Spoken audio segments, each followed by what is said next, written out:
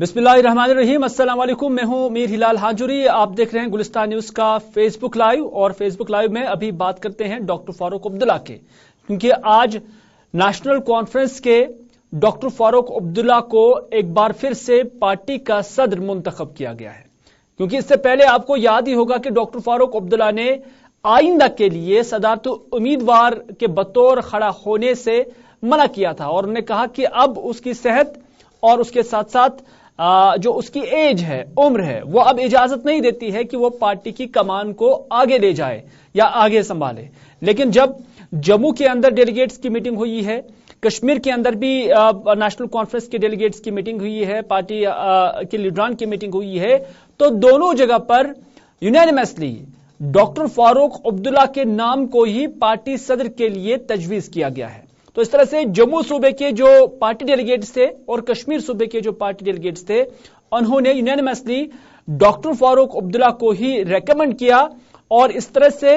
उनके खिलाफ कोई भी उम्मीदवार ना ही खड़ा हुआ और ना ही किसी भी डेलीगेट ने या किसी भी लीडर ने डॉक्टर फारूक अब्दुल्ला के खिलाफ फॉर्म भरा है। तो इस तरह से नेशनल कॉन्फ्रेंस के अली मोहम्मद सागर, जो कि इलेक्शन इंचार्ज भी हैं, तो उनकी जानब से पहले ही नोटिफिकेशन जारी की गई थी और उस नोटिफिकेशन के अंदर यह कहा गया था कि यकुम दिसंबर तक नॉमिनेशंस जो दाखिल किए जा सकते हैं और 5 दिसंबर यानी आज की तारीख को इलेक्शन कंडक्ट किए जाएंगे। लेकिन डॉक्टर फारूक अब्दुल्ला, जिसका नाम डेलीगेट्स ने तजवीज किया, उसके बाद उनके मद मुकाबिल कोई भी जो है लीडर खड़ा नहीं हुआ। तो इस तरह से डॉक्टर फारूक अब्दुल्ला अब इस इंतखाब में एक बार फिर से कामयाब करार दिए गए और अनअपोज्ड उन्हें जो है करार दिया गया है, कामयाब करार दिया गया है। लेकिन अब देखने वाली बात होगी कि क्या डॉक्टर फारूक अब्दुल्ला,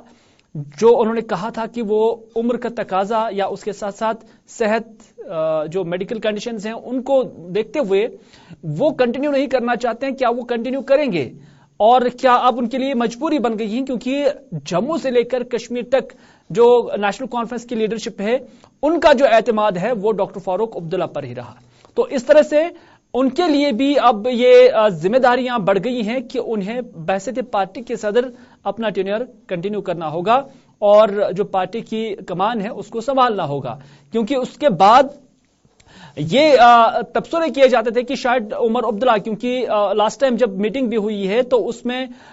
जब अचानक डॉक्टर फारूक अब्दुल्ला ने कहा कि वो आइंदा चुनाव के लिए, आइंदा टेन्योर के लिए अब पार्टी के उम्मीदवार बहसत सदर जो है या सदर के लिए उम्मीदवार नहीं होंगे, तो उस वक्त उमर अब्दुल्ला ने भी उसमें इंटरवीन किया था और जितने भी लीडरान थे वो हैरत में आ गए थे, हैरान हो गए कि आखिर डॉक्टर फारूक अब्दुल्ला का अचानक ये फैसला क्यों। और उस वक्त डॉक्टर फारूक अब्दुल्ला को जब लोगों ने यहां से जवाब दिया कि डॉक्टर साहब आपके बगैर कोई इसको चला नहीं सकता है, तो उस वक्त डॉक्टर फारूक अब्दुल्ला ने यही जवाब दिया था कि उसकी सेहत और उनकी जो उम्र है वो ये तकाजा करती है कि वो पार्टी की कमान को आगे नहीं संभालेंगे, बल्कि जो नई लीडरशिप है या बाकी लोग हैं उनमें से कोई आगे आए और वो फिर इलेक्शन के लिए खड़े हो जाए। और उस वक्त फिर जब यहां से लीडरान ने, जो वहां पर मीटिंग के अंदर मौजूद थे, उन्होंने जब ज्यादा जस्तजू की और उन्होंने डॉक्टर फारूक अब्दुल्ला को कहा कि नहीं, आप ही को रहना है, आपके बगैर हम नहीं चल सकते हैं, तो उस वक्त फिर उमर अब्दुल्ला ने इंटरवीन किया था और उमर अब्दुल्ला ने कहा था कि अब अगर डॉक्टर साहब का ये डिसीजन है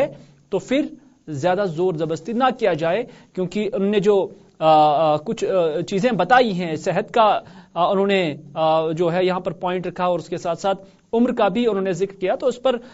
इलेक्शन ही होने चाहिए और उसमें ही देखा जाएगा। लेकिन जब इलेक्शन हुए तो उसमें एक बार फिर से जो रिकमेंडेशंस पार्टी डेलीगेट्स की जानब से आई हैं वो फारूक अब्दुल्ला के साथ ही आई हैं। तो इस तरह से डॉक्टर फारूक अब्दुल्ला